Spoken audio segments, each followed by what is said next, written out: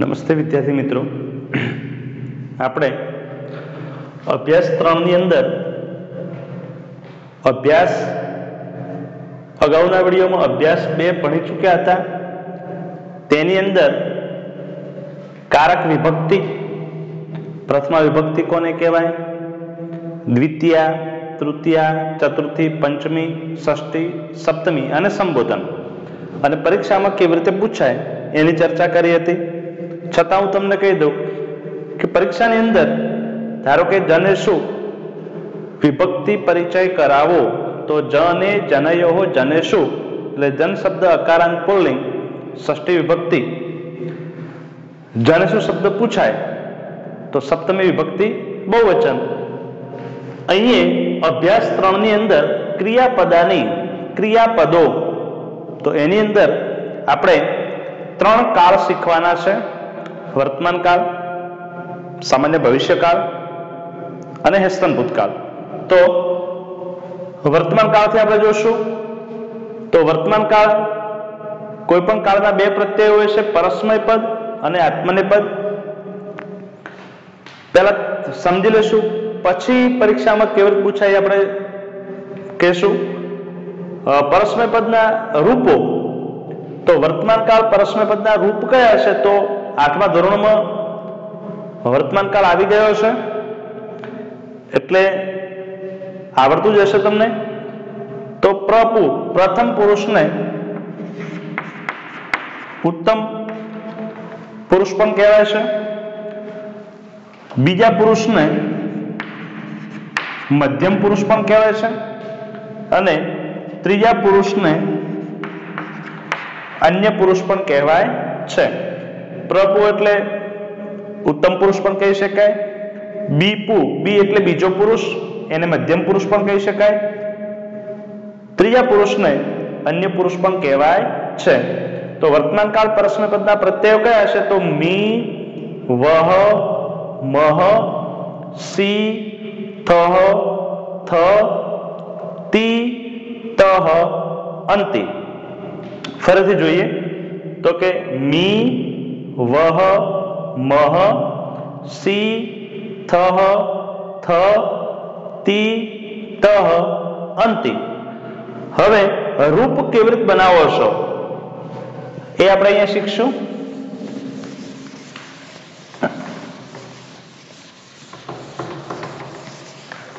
હવે ઉદાહરણ તરીકે પઠ. પઠ એટલે ભણવું. તો પઠ તો આપણને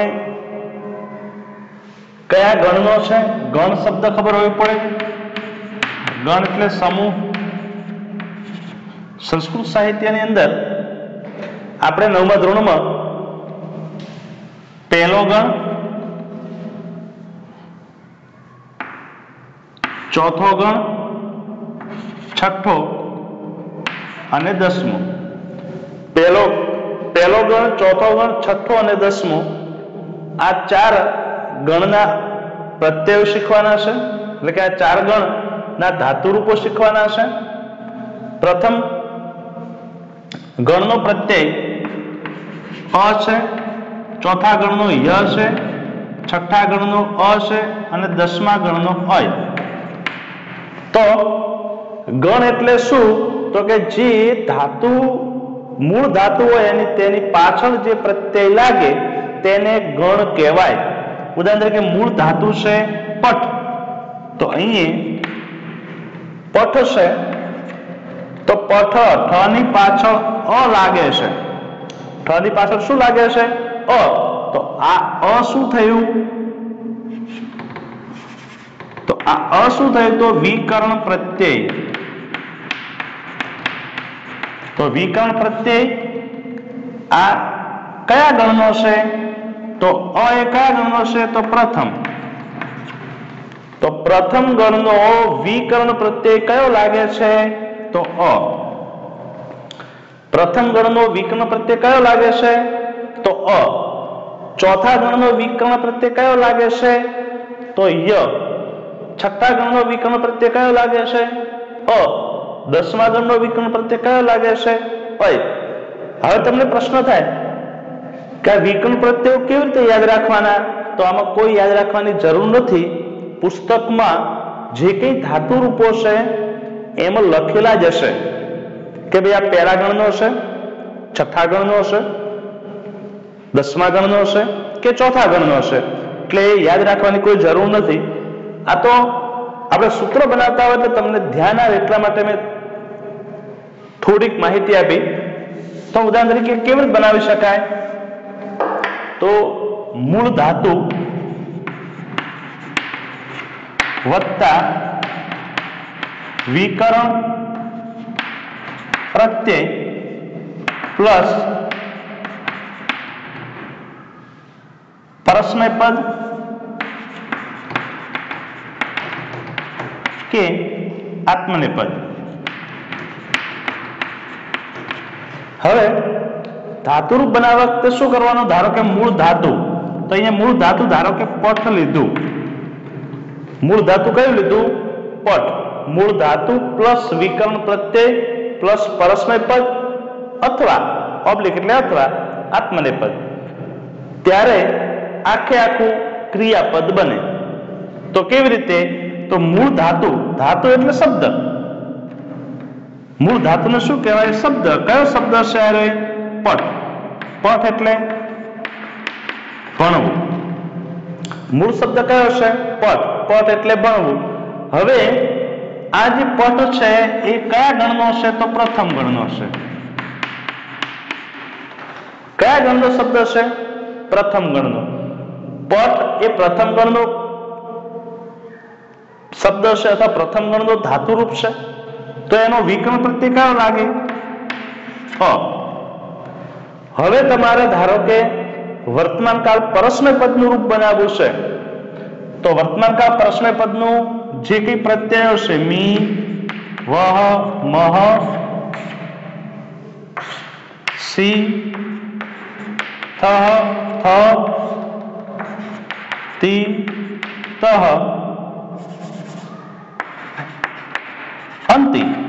આ જે પ્રત્યયો છે એમાંથી કોઈ પણ પ્રત્યય, ઉદાહરણ તરીકે આપણે પઠામી બનાવ્યું છે તો આ મી શબ્દ લેવાનો.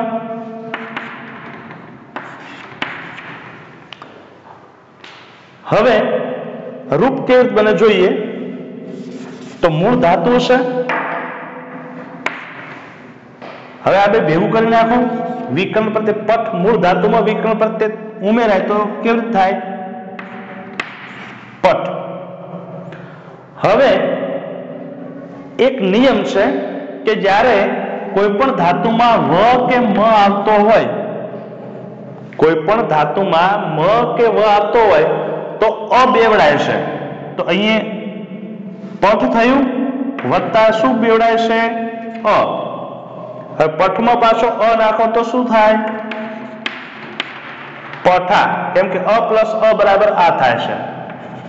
વિકર્ણ પ્રત્યય અ હતો બરાબર બીજો અ વધારાનો અ નાખ્યો તો આ. તો અહીંયા તમને વ્યવસ્થિત મૂળ ધાતુ છે, મૂળ ધાતુને વિકર્ણ પ્રત્યય અ લગાડ્યો એટલે અહીંયા મૂળ ધાતુ પ્લસ વિકર્ણ પ્રત્યય. હવે પઠામી કરવું છે તો અહીંયા મ છે એટલે વધારાનો અ મૂકવો. અ. હવે આ બે ભેગું કરો તો શું થશે? તો આ નિયમ કયો છે? અ પ્લસ અ બરાબર શું થાય? આ. તો અહીંયા પઠા થશે. હવે વર્તમાન કાળમાં જે પ્રત્યય છે મી એ મૂકી દો પ્લસ મી બરાબર પઠામી. ખબર પડી? ફરીથી સમજાવું. મૂળ ધાતુ, ઉદાહરણ તરીકે કોઈ પણ વદ લો. મૂળ ધાતુ છે. પરીક્ષાની અંદર તમારે આવી રૂપો બનાવવાના નહીં આવે. પરીક્ષામાં માત્ર ને માત્ર એટલું જણાવશે કે વર્તમાન કાળ પરસ્મય પદનું રૂપ જણાવો. રૂપો બનાવવાના આવશે નહીં, પણ છતાં શીખવા માટે લખીએ છીએ. ધારો કે વદ મૂળ ધાતુ પ્લસ વિકર્ણ પ્રત્યય લાગ્યો પ્લસ ધારો કે તમારે અહીં ધારો કે બીજો પુરુષ એક વચન લખવું છે તો અહીંયા સ છે તો ત્યાં વધારાનો અ આવતો નથી એટલે આ થઈ ગયું તમારું વદ અને અહીંયા સી પ્રત્યય લખી દો વદસી પણ ધારો કે વદામહ લખવું છે વદામહ તો વદ પ્લસ વિકર્ણ પ્રત્યય પ્લસ અ વદા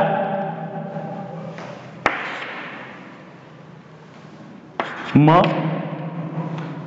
હવે વર્તમાનકાળ પરસ્મય પદના આધારે હું ધાતુરૂપ બનાવીશ એક અને એવી રીતે આપણે આત્મનેપદનું રૂપ જોશું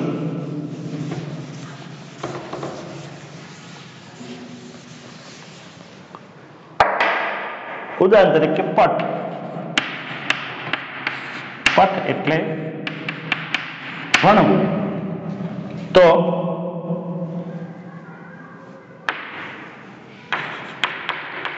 પ્રપુ એકવચન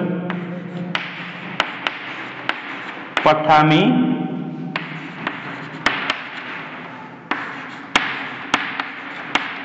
પઠાવહ પઠામહ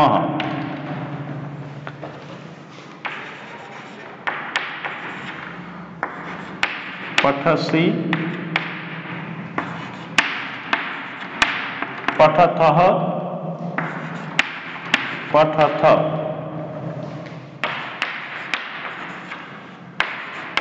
પઠતિ પઠતઃ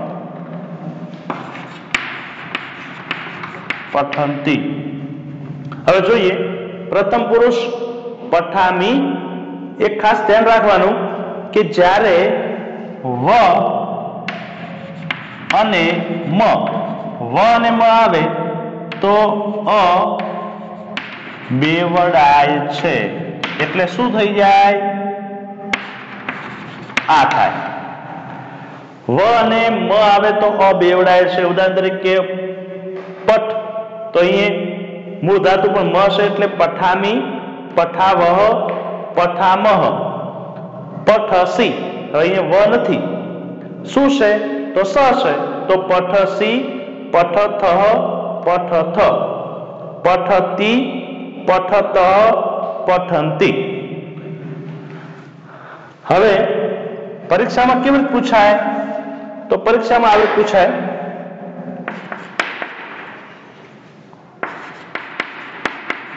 વર્તમાન કાળ પરસ્મય પદ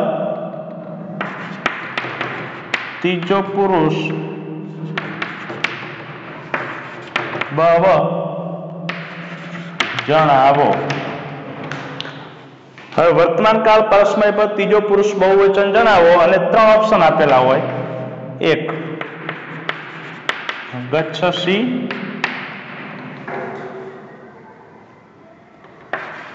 બી અહીં સામે પઠંતી છે એટલે આજ રાખીએ એ પઠસી બી પઠંતી સી પઠામી ડી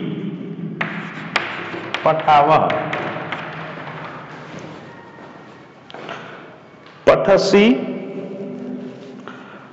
પઠંતી પઠામી અને પઠાવહ તો વર્તમાન કાળ પરસ્મય પદ ત્રીજો પુરુષ બહુવચન શું છે તો વર્તમાન કાળ આ પરસ્મય પદ ત્રીજો પુરુષ બહુવચન પઠંતી બસ પરીક્ષામાં આવી રીતે પૂછાશે માત્ર ને માત્ર કોઈ પણ ધાતુરૂપ હોય તેનું કાળ ઓળખાવો તો અહીંયા વર્તમાન કાળ છે તો વર્તમાન કાળ પરસ્મય પદ ત્રીજો પુરુષ બહુવચન એવી રીતે આપણે હેસ્તન ભૂતકાળ જોશું.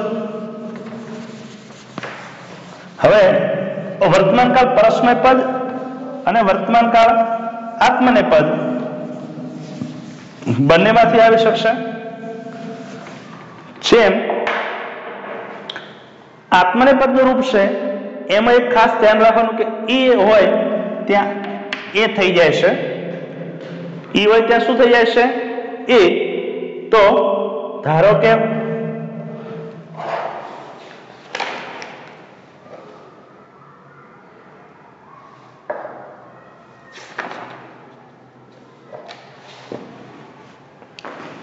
લભ. લભ એટલે મેળવવું. હવે એકવચન,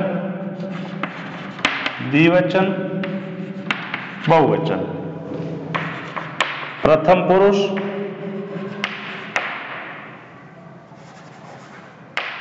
બીજો પુરુષ અને ત્રીજો પુરુષ. હવે લભ છે તો લભે. હવે તમને પ્રશ્ન થાય કે અહીંયા લભી શબ્દ ના આવે. પ્રશ્ન આપણને થાય કે અહીંયા લભી આમ ના થાય. તો તમારે ધ્યાન રાખવાનું કે આ ઈ છે તો જ્યારે ઈ આવતો હોય ત્યારે એનો શું થઈ જાય છે? એ. તો મૂળ ધાતુ લભ છે તો લભે. હવે જ્યાં વ આવે છે તો તમને ખબર છે કે અ બેવડાય છે તો લભે, લભાવહે. માત્ર ઈ આવતો હોય તો જ એ મૂકવાનો. અહીંયા ઈ નથી તો કોઈ બદલાવ કરવાનો આવતો નથી. પણ એક ખાસ ધ્યાન રાખવાનું કે વ આવે છે એટલા માટે અ બેવડાશે. તો લભે, લભાવહે, લભામહે. લભે, લભાવહે, લભામહે, લભસે, લભેથે. હવે જો અહીંયા ઈ છે તો લભે થે, લભસે, લભેથે, લભદ્વે.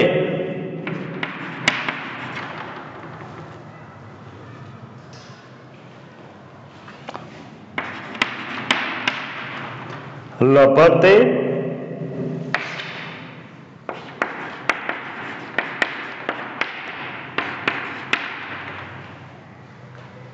લભેતે,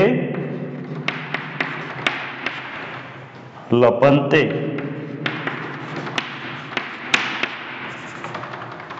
જો ઈનો એ થઈ જાય છે લભે, લભાવહે, લભામહે, લભસે, લભેથે, લભદ્વે, લભતે, લભેતે અને લભંતે.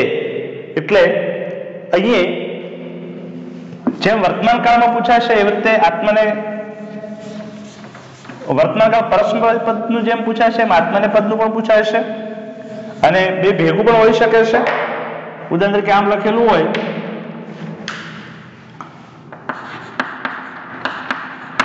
વર્તમાન કાળ આત્મને પદ બીજો પુરુષ એકવચન જણાવો. અને 3 ઓપ્શન હશે. ઉદાહરણ તરીકે લભે, બી, લભંતે,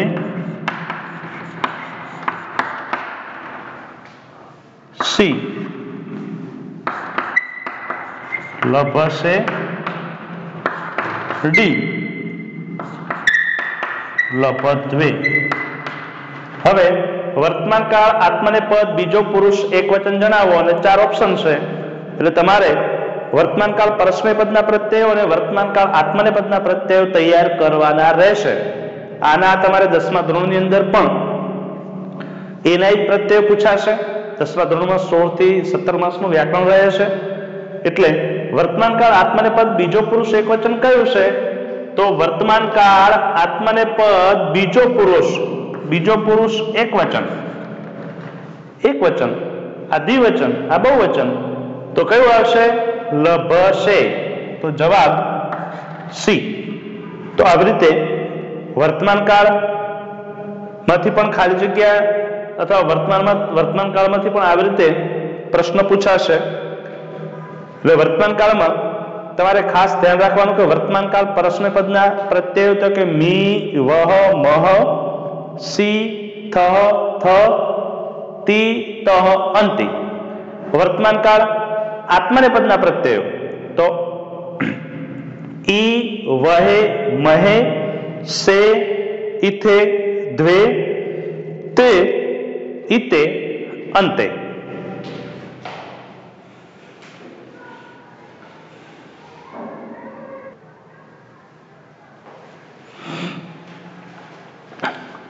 હવે આપણે હેસ્તન ભૂતકાળ જોશું. તો હેસ્તન ભૂતકાળ એટલે યનો અર્થ થાય છે ગઈકાલ. થોડા સમય પહેલાની જે ઘટના દર્શાવાઈ હોય અથવા થોડા સમય પહેલાની ઘટના દર્શાવવા માટે હેસ્તન ભૂતકાળ વપરાય છે. વર્તમાન કાળના જે પ્રત્યયો હતા એ બનાવવાની જેમ જ અહીંયા પણ પ્રક્રિયા છે, પણ અહીંયા એક જ ખાસ ધ્યાન રાખવાનું કે હેસ્તન ભૂતકાળની નિશાની કઈ છે? અ. હેસ્તન ભૂતકાળનું કોઈ પણ રૂપ હોય એની આગળ અ આવશે, એટલે અ એ હેસ્તન ભૂતકાળની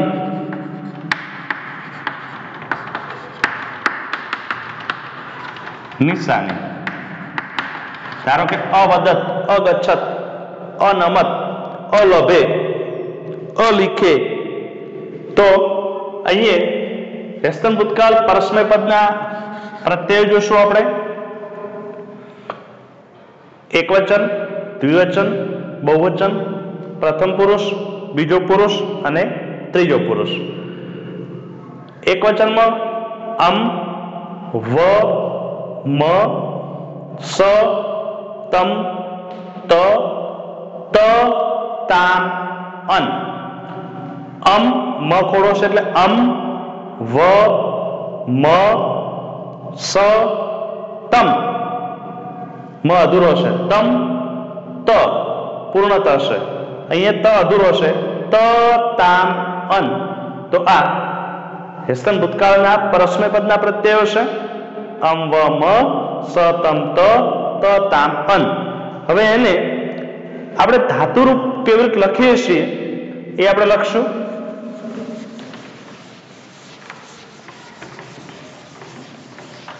હવે ઉદાહરણ તરીકે પ્રથમ ગણ આપણે જે પટ લીધો એ જ લઈશું.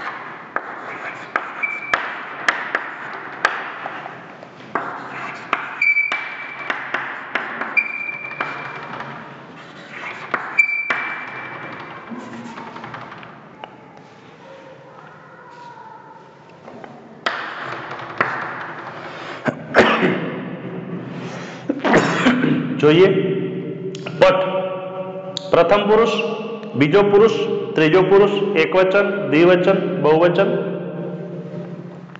હવે અપ્રથમ. હવે જો મેં તમને કીધું હતું હેસ્તન ભૂતકાળની ફરજિયાત નિશાની કઈ છે? અ. અહીંયા છે, અહીંયા બધી જ જગ્યાએ શું જોવા મળશે? અ.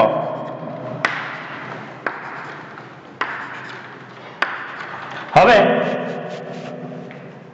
આ મૂળ ધાતુ છે પઠ, અપઠમ, અપઠાવ, અપઠામ, અપઠ. હવે જો અહીંયા મેં લખ્યું હતું વિસર્ગ લખ્યો તો, કૌંસમાં 2 ટપકા એટલે 2 વિસર્ગ છે અને સ લખ્યો તો, પણ ઉચ્ચારણમાં સ બોલાશે, લખવાની અંદર વિસર્ગ લખાશે, એ ખાસ ધ્યાન રાખવું.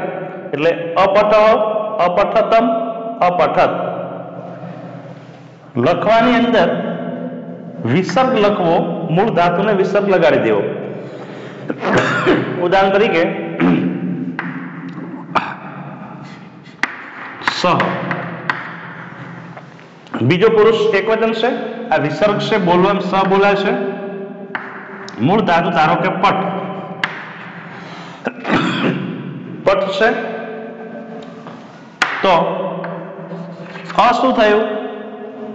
તો અસ્તન ભૂતકાળની નિશાની થઈ, પઠ મૂળ ધાતુને વિસર્ગ લગાડી દેવાનું. અપઠ એટલે અપઠ, અપઠતમ, અપઠત, અપઠત, અપઠતામ, અપઠન.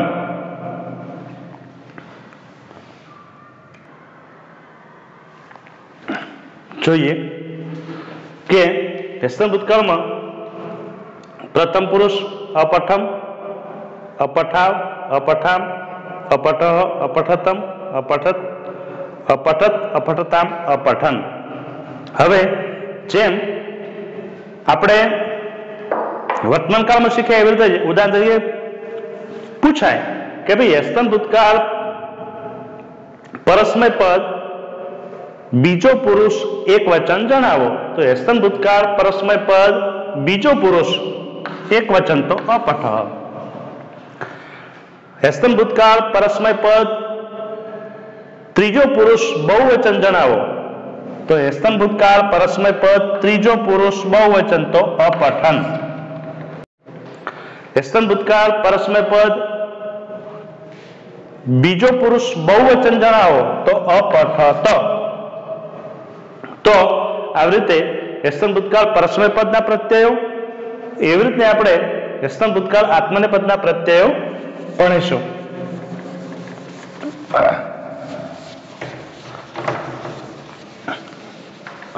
હવે વ્યસ્તન ભૂતકાળ આત્મનેપદના પ્રત્યયો ઈ, વહી, મહી, થાસ, ઈથામ, ધ્વમ, ત, ઈતામ, અંત.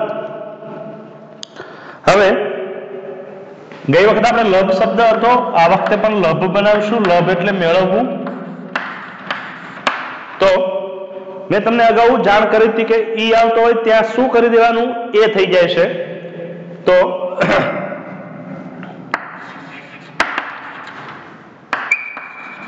જોઈએ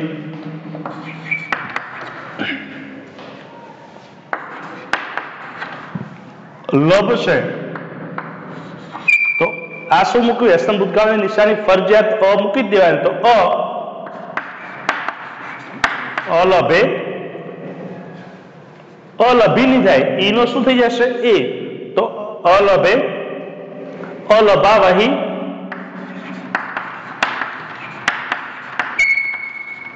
હવે જો અહીંયા અલભાવહી કેમ થયું? તો તમને ખબર છે કે ત્યાં વ છે, અલભામહી, અલભા મહી, અલભે, અલભાવહી, અલભામહી. હવે વર્તમાન કાળ વ્યસ્તન ભૂતકાળ પરસ્મય પદમાં વિસર્ગ આવતો, ધારો કે સ અને વિસર્ગ મુકાતો, એવી રીતે અહીંયા થાહાસ બોલવાનું અને લખવાનું થાહા છે. તો અલભથાહા,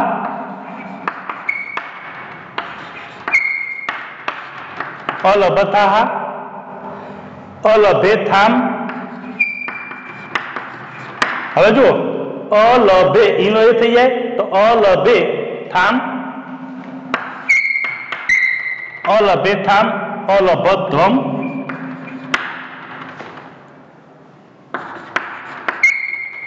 अलबद्धम अलबत्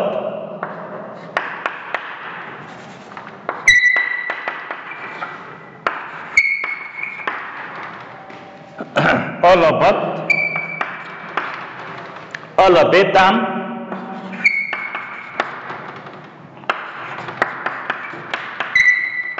અને અલભન.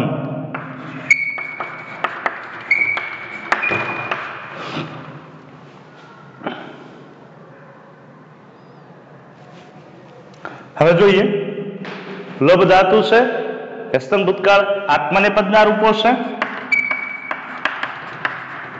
હવે અલભે અલભાવહી અલભામહી અલભથાહ અલભેથામ અલભધ્વમ અલભત અલભેતામ અલભંત. આ હેસ્તન ભૂતકાળ આત્મનેપદના રૂપો છે. અહીંયા પણ પરીક્ષામાં કેવી રીતે પૂછાય તો અગાઉ જણાવ્યું એ મુજબ ધારો કે હેસ્તન ભૂતકાળ આત્મનેપદ પ્રથમ પુરુષ એક વચન જણાવો તો હેસ્તન ભૂતકાળ આત્મનેપદ પ્રથમ પુરુષ એક વચન અલભે. હેસ્તન ભૂતકાળ આત્મનેપદ બીજો પુરુષ બહુવચન જણાવો તો હેસ્તન ભૂતકાળ આત્મનેપદ બીજો પુરુષ બહુવચન તો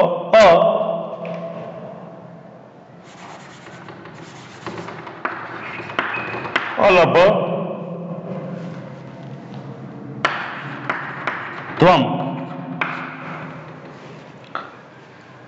અલભથાહ થાસ ઈથામ ધ્વમ અલભધ્વમ.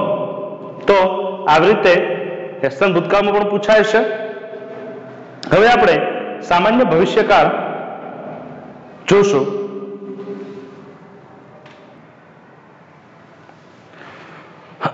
હવે અભ્યાસ 3 માં છેલ્લો કાળ જો જોઈએ એ સામાન્ય ભવિષ્યકાળ છે. તમારે ખાસ વર્તમાનકાળ પરસ્મયપદ અને વર્તમાનકાળ આત્મનેપદ, હેસ્તન ભૂતકાળ પરસ્મયપદ અને હેસ્તન ભૂતકાળ આત્મનેપદ આટલા રૂપો ધ્યાનમાં રાખવાના. કેમ કે સામાન્ય ભવિષ્યકાળ સરળ છે. એની એક પદ્ધતિ છે કે વર્તમાન કાળનો જે પ્રત્યય છે વર્તમાન કાળના પ્રત્યયને તમે શ ઉમેરી દો તો સામાન્ય ભવિષ્યકાળ બની જાય છે. સરળતાથી વર્તમાન કાળના પ્રત્યયને શ પ્રત્યય ઉમેરી દો તો સામાન્ય ભવિષ્યકાળ બની જાય છે. ઉદાહરણ તરીકે જો મી પ્રત્યય છે મી વહ મહ સી થહ થ તી તહ અંતિ. તો આ કયા કાળના રૂપો છે તો વર્તમાન કાળ પરસ્મયપદના મી વહ મહ સી થહ થ તી તહ અંતિ. આવું ને આવું સેમ આત્મનેપદના રૂપમાં છે. એટલે તમારે ખાસ ધ્યાન કયું રાખવાનું સામાન્ય ભવિષ્યકાળમાં કે વર્તમાન કાળના પ્રત્યયને શ પ્રત્યય ઉમેરી દેતા સામાન્ય ભવિષ્યકાળ બની જાય છે. વર્તમાન કાળમાં શું હોય ધારો કે અહમ પઠામી તો વર્તમાન કાળ છે હું ભણું છું. અહમ પઠામી હું ભણું છું. અહમ પઠિષ્યામી હું ભણીશ. સામાન્ય ભવિષ્યકાળનો અર્થ શું થાય ભવિષ્યની ક્રિયા દર્શાવતું હોય. ધારો કે અહમ વદામી વર્તમાન કાળ છે. અહમ વદામી હું બોલું છું. અહમ વદિષ્યામી હું બોલીશ. અહમ પઠિષ્યામી ધારો કે અહમ ખાદામી હું ખાઉં છું તો અહમ ખાદિષ્યામી.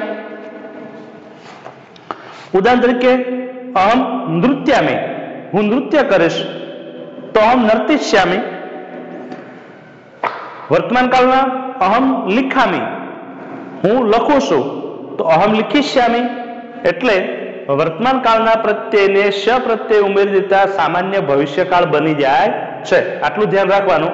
તો જો પઠિષ્યામી પઠિષ્યાવહ પઠિષ્યામહ પઠિષ્યસી પઠિષ્યથઃ પઠિષ્યથ પઠિષ્યતિ પઠિષ્યતઃ અને પઠિષ્યંતિ. તો વર્તમાન કાળના પ્રત્યય જુઓ મી વહ મહ સી થ થ તી તહ અંતિ.